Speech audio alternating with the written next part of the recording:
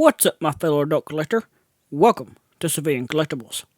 In this video, I'll be reviewing the brand new Marvel Legends X-Men 2-pack featuring Magneto and Professor X based on their appearance in the movies. This set is a little weird because it's mostly based on the younger cast members from First Class, but it also includes face sculpts for the older actors as well. Like, Magneto's suit here reflects the costume that Fassbender wore in Days of Future Past. But Xavier's wheelchair doesn't match up at all. If this is your first time landing on my channel, hi, my name is SeViLion, and here I like to discuss action figures and other collectibles based on my favorite movies, TV shows, and video games. If you find this video enjoyable or informative, please give me a thumbs up, don't forget to subscribe, and hit that notification bell. Just real quick before I get back to it, to aid in your potential hunt, here's a shot of the barcode on the bottom of the box. Right off the bat, I'm going to give you a quick up and down look at both the front and back of Xavier. For the most part, it is a typical business suit body sculpt, with the only real unique parts being his hands and heads. It looks fine for what it is, and does fit the character.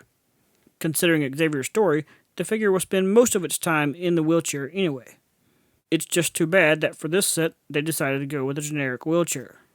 During the reveal for an upcoming 2-pack based on the Logan movie, it was shown that the wheelchair would be the same in both packs. The wheelchair in that movie was a plain generic wheelchair, which is where this one comes from. I really wish they would have provided at least a different set of wheels that showcase the X logo, but sadly, that is not the case. Along with the wheelchair, Xavier does include 3 extra hands for different poses, but for the most part, I think I'll leave mine about like this. The James McAvoy head sculpt looks pretty good. The lightness is close enough that I can tell who it's supposed to be. He has always looked kind of weird to me with a bald head, but that's just me, I guess. As I noted earlier, along with the James McAvoy head sculpt, we also get the Patrick Stewart head sculpt. The sculpt work itself does look pretty good, but the colors seem a little off. It really reminds me of that end scene of X-Men Origins, where he showed up in the helicopter and they de-aged him while he came to rescue Cyclops and the other mutants. Since Xavier's body is something that's been used time and time again throughout the line, I'm not going to worry about the articulation segment, and therefore move straight on to Magneto. As stated before, this figure's design seems mostly based on Michael Fassbender's appearance in Days of Future Past. With that being the case, the level of accuracy here makes it look like he walked straight off that film and onto my desk. Of the 3 X-Men movie figures I've discussed so far on this channel, Magneto is my favorite. Strictly based on the Michael Fassbender version of the character, it's easily the most accurate. The helmet, the suit, the armor, everything looks great. My only real complaints would be that the blacks seem a little too glossy and shiny. Like, you can really see how reflective they are under my lighting, but on a shelf they may not be quite that bad.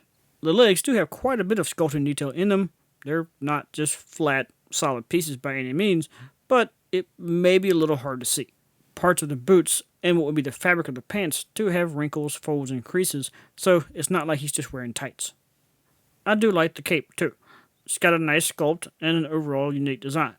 The shape, folds, and flow of it definitely make it stand out among other sculpted capes. It sits comfortably over Magneto's shoulders, but can be removed by also removing the head and then pulling the cape over the neck peg. The cape also has its own peg, which plugs into the hole here on Magneto's back. Speaking of, the detail work on Magneto's back is a bit lacking compared to the front, but the cape's going to cover it up most of the time anyway, so I'll give it a pass. For accessories, Magneto also got a couple of extra hands that can be swapped out, but the real heavy hitters are all the extra heads. First up, the one that's already in place by default is the helmeted Michael Fassbender head. It looks awesome. The sculpt and color of the helmet are pretty much perfect. The helmet itself is really only attached near the top of the head, so the sides near the mouth can actually be pushed out to see the face underneath. Speaking of, the head without the helmet totally captures Michael Fassbender's likeness. Some of the coloring still looks a little weird to me, but overall, it looks great. You also get a non-helmeted head for Sir Ian McClellan. It looks really good too, but I'll probably never use it because it does look a little weird on this body.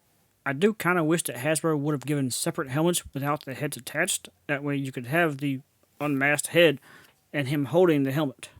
Speaking of, this helmet does also look really good, like it came straight off the older movies, but it looks really weird against this suit. You know what? Just to show how weird it can look, I'm going to leave this head on while I do the articulation segment. The head can move up and down pretty far, and of course has full rotation side to side. The shoulders can spin all the way around as well as move outward, but they do not have butterfly joints. The biceps do have full rotation, the double jointed elbows fold pretty well, and the wrists also have full rotation plus the peg for up and down movement. The torso only has a single ball joint underneath the chest, but it does offer pretty good range back to front, tilting sideways, and full rotation. The hips do kick out pretty far sideways, but they only do okay front to back. The legs do have thigh cut rotation, the double jointed knees work pretty well, there's also rotation at the top of the boot, and the ankles do have a full range of pivot motion. During the articulation process with Magneto, several of his joints became much more loose than I prefer. With the cape on, he was already having some balance problems, but now that's even worse. Moving on though, I'm going to do a few quick scale comparisons with other Marvel Legends. Starting of course with the Amazon exclusive X-Men Origins Wolverine. I'll also add in Magneto's daughter, Scarlet Witch, along with Captain America. So, as you can see, everything fits in pretty well so far, and with all that said, it's time to run Magneto and Xavier through my guidelines for a complete and fair review. Magneto features a brand new sculpt, but Xavier consists of too many reused parts. They are both highly detailed, but because of the overall set being too much of a mix and match of various iterations, I'm going to go ahead and dock the accuracy. Both figures do feature more than 20 points of articulation and are in scale with the overall line. There's certainly plenty of accessories, and the roughly $50 price point is fair for a 2-pack. Unfortunately, Magneto's quality control issues led to balance issues. Neither figure really stands very well, but Xavier doesn't really have to.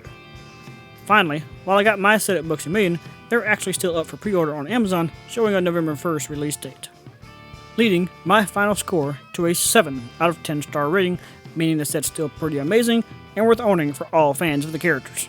Granted, the line's not perfect yet, but it's definitely a step in the right direction.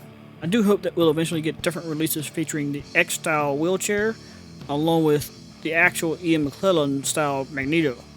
But for now, I'm still pretty happy with what I can get.